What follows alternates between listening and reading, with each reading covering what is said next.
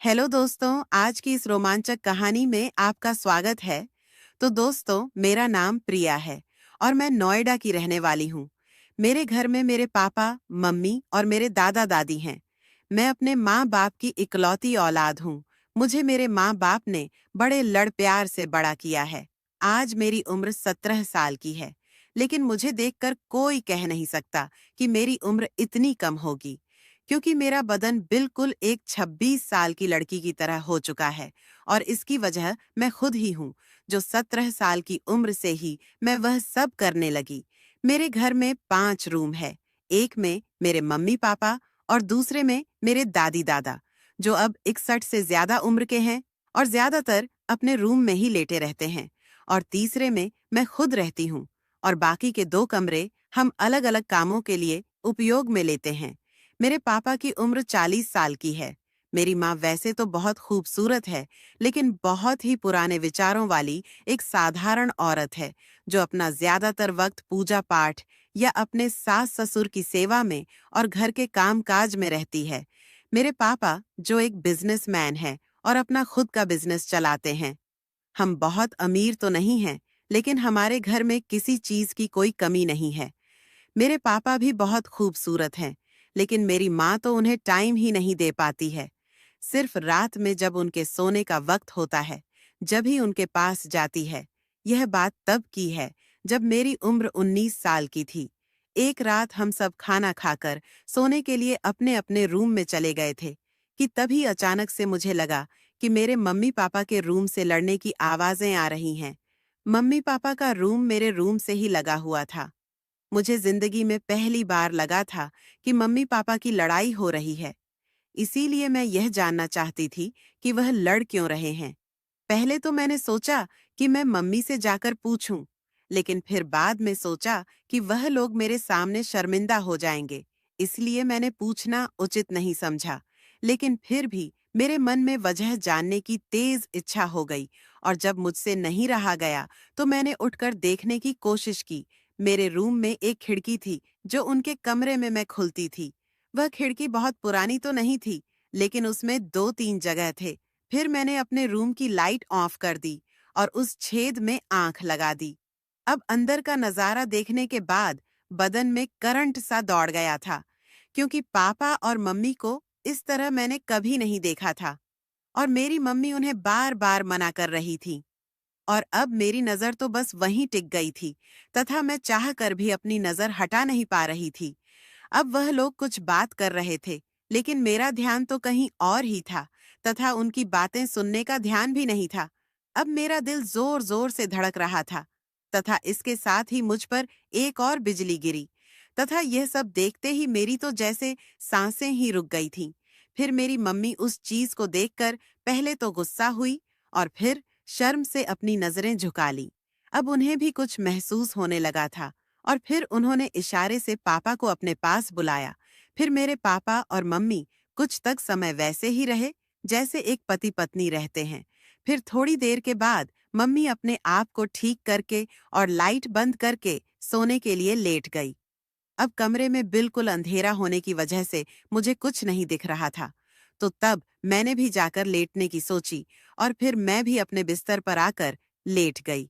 लेकिन अब मेरी आंखों के सामने तो मम्मी पापा की पिक्चर मानो चल रही थी, और पापा का वह भयानक अवतार पता नहीं क्यों मुझे बहुत अच्छा लग रहा था। अब मेरा दिल कर रहा था कि मैं भी उनके साथ वैसे ही रहूं, जैसे मम्मी रहती हैं। उस रात मुझे बहुत खुजली हो रही थी। फिर मैंने उस रात पहली बार अपने हाथ की मदद ली। अब मेरे ख्यालों में और कोई नहीं, बल्कि मेरे पापा ही थे। फिर जब मेरी खुजली बंद हुई, तब मैं इतनी थक थी कि कब मेरी आंख लग गई, मुझे पता ही नहीं चला। फिर सुबह मम्मी ने जब आवाज लगाई तो मेरी आंख खुली। फिर मम्मी बोली कि बेटी, सुबह के 9 बजे रहे हैं, स्कूल नहीं जाना क्या? तो तब मैं उठकर सीधी बाथरूम में गई। तो फिर अब मेरी आंखों के सामने फिर से वही नजारा आ गया था। अब मुझे फिर से खुजली होने लगी थी, तो मैंने फिर से अपने हाथों की मदद ली। दोस्तों, मुझे बहुत अच्छा महसूस हो रहा था। खैर, जैसे तैसे करके मैं स्कूल जाने के लिए तैयार हुई और ड्रेस पहनकर बाहर आई। तो नाश्ता करने टेबल पर बैठी, तो मेरा पापा से सामना हुआ। मैं रोज सुबह पापा को गुड मॉर्निंग करती थी, तो तब मैंने आज दिन भी पापा को वैसे ही गुड मॉर्निंग किया। अब मैं उनके ठीक सामने जाकर कुर्सी पर बैठकर नाश्ता करने लगी थी और फिर नाश्ता करने के बाद मैं स्कूल की बस पकड़ने के लिए बाहर जाने लगी। लेकिन मेरा मन पापा को छोड़कर जाने का नहीं हो रहा था। तो तब मैं बाहर तो गई, लेकिन कुछ देर के बाद वापस आकर मैंने बहाना बनाया कि मेरी बस निकल चुकी है। अब ऐसी स्थिति में पापा मुझे स्कूल छोड़कर आया करते थे। तो तब मम्मी बोली कि जा पापा से कह दे, वह तुझे स्कूल छोड़ आएंगे। फिर मैं खुशी खुशी पापा के कमरे में गई। फिर मैंने पापा से कहा तो वह मुझे स्कूल छोड़ने के लिए राजी हो गए। मैंने कहा मैं लेट हो रही हूँ। तो तब पापा बोले कि ठीक है, मैं टी शर्ट तो पहन लूं, तुम मेरा बाहर इंतजार कर। तो मैं बाहर आकर इंतजार करने लगी। पापा मुझे ज्यादातर स्कूल कार में छोड़ते थे, लेकिन उस दिन मेरे कहने पर उन्होंने मुझे हमारी एक्टिवा स्कूटर पर स्कूल छोड़ने के लिए गए। दोस्तों, यहाँ तक तो मेरा प्लान सफल रहा था, लेकिन आगे के प्लान में थोड़ा खतरा था और मुझे यकीन नहीं था कि वह सफल हो जाएगा। फिर मैं उनके पीछे बैठ गई और फिर हम स्कूल की तरफ चल दिए। मेरा स्कूल घर से लगभग 8 किलोमीटर दूर था। रास्ता लंबा था और सुबह का वक्त था, तो रोड सुनसान थी। फिर जब हम घर से 3 किलोमीटर दूर आ गए, तो तब मैंने पापा से कहा कि गाड़ी मैं चलाऊंगा। तब पापा परेशान होकर बोले कि ठीक है, लेकिन हैंडल में ही पकड़ूंगा। अब मुझे मेरा प्लान कामयाब होता दिख रहे थे। तब मैंने कहा कि ठीक है, और पापा ने गाड़ी साइड में रोककर मुझे अपने आगे बैठाया और मेरी बगल में से अपने दोनों हाथ डालकर हैंडल पकड़ा और धीरे धीरे चलाने लगे। लेकिन अब गाड़ी चलाने पर किसका ध्यान था? मेरा इरादा तो कुछ और था। और फिर इस तरह मस्ती कर हुए मैं स्कूल पहुंच गई। फिर पापा को जाते वक्त मैंने एक बार फिर से बाएं बाएं किया। अब पापा शायद मुझे लेकर कुछ परेशान हो गए थे, क्योंकि मैंने हरकत ही कुछ ऐसी कर दी थी। और मेरी तो पूछो मत, मेरी हालत तो इतना करने में ही बहुत खराब हो गई थी। फिर पूरे दिन स्कूल में मेरे दिमाग में पापा का ही ख्याल घूमता रहा और अब मेरा दिल कर रहा था कि मैं पापा के साथ गाड़ी पर ही बैठी रहूं। अब पता नहीं मुझे क्या हो गया था। ऐसी कौन सी तूफान मेरे अंदर था कि मैं पाप के साथ ऐसा करने के लिए ही सोचने लगी थी। खैर, आगे बढ़ते हैं। फिर मैं अपने मन की इच्छा और मेरे मन में चल रहे तूफान को लेकर घर पहुंची। अब उस वक्त लगभग 4 बज रहे थे। अब घर में दादा दादी के अलावा कोई नहीं था। मम्मी कहीं गई हुई थी और पापा अपने ऑफिस में थे। खैर, फिर मैं बाथरूम में गई और फ्रेश होकर बाहर निकली, तो अब मुझे बहुत सुकून मिला और फिर मैं सो गई। फिर मेरी आंख खुली तो शाम के 5 बजे रहे थे। फिर मैंने नहा धोकर कपड़े पहने और मैंने कपड़े भी उस दिन कुछ अलग दिखने वाले पहने थे। अब पापा के आने का टाइम हो गया था, लेकिन मम्मी का कोई पता नहीं था कि वह आएंगी। फिर शाम के 7:30 पर पापा ने घंटी बजाई, तो मैं दौड़ती हुई गई और दरवाजा खोला। फिर पापा मुझे देखकर थोड़े मुस्कुराए और मुझे देखते हुए बोले कि बेटा, आज तो तुम बहुत स्मार्ट लग रही हो। अब मुझे इतनी खुशी हुई थी कि मैं पापा को फंसाने में धीरे धीरे सफल होती जा रही थी। फिर अंदर आकर पापा ने चाय का ऑर्डर कर दिया, तो मैं रसोई घर में जाकर चाय बनाने लगी। फिर पापा भी फ्रेश होकर किचन में आ गए और इधर-उधर की बातें करने लगे थे। फिर थोड़ी देर बाद मैंने पापा की तरफ देखा, तो पापा की नज़र कहीं और थी। अब मुझे तो ऐसा लग रहा था कि जैसे मेरे मन की इच्छा पूरी हो जाएगी, और बस मैं ऐसे ही खड़ी रही।